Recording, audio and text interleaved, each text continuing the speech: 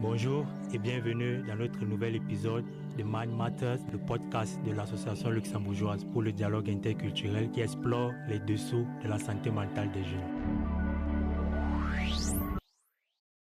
Aujourd'hui, on s'attache sur un sujet souvent mal compris, parfois minimisé, mais qui touche beaucoup plus de personnes qu'on ne le pense.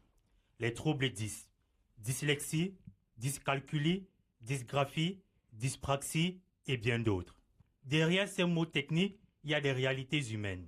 Des enfants qui peinent à lire malgré tous les efforts, des adultes qui doivent redoubler d'organisation et souvent des regards qui jugent plus qu'ils ne comprennent.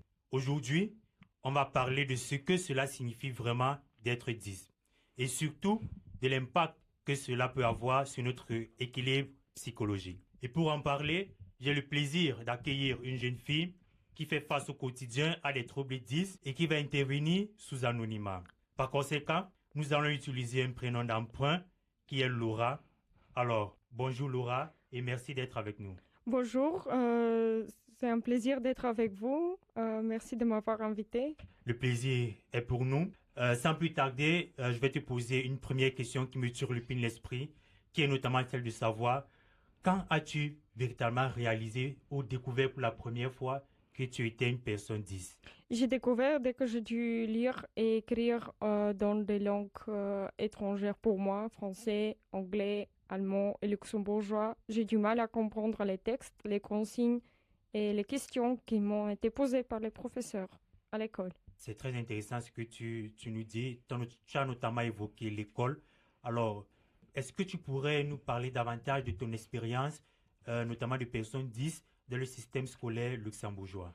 Pour les personnes 10 dans le système luxembourgeois, c'est assez compliqué parce qu'il y a des personnes qui ne veulent pas comprendre les aides, les problèmes qui peuvent être auxquels les personnes 10 peuvent être atteintes. Du coup, il y a un grand travail avec les professeurs qui ont du mal, surtout au niveau des langues et au niveau, voilà. Alors, c'est une très grande chance pour nous de t'avoir sur cet épisode de podcast et à tous nos auditeurs qui nous écoutent, qui souffrent notamment de dyslexie ou dyspraxie. Quelles seraient les stratégies qui pourraient notamment aider les personnes dyslexiques comme toi à mieux gérer leurs tâches quotidiennes au regard notamment de ton expérience?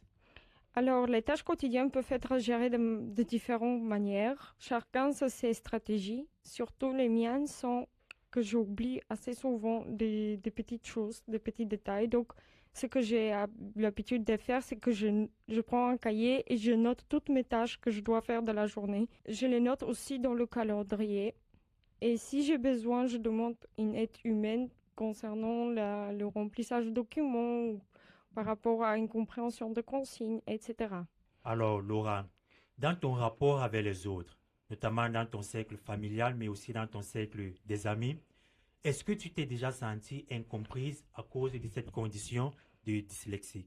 Je me suis souvent sentie incomprise parce qu'il y a mes parents qui ne veulent pas admettre que je suis 10 et que ils ne font pas vraiment trop attention à ça.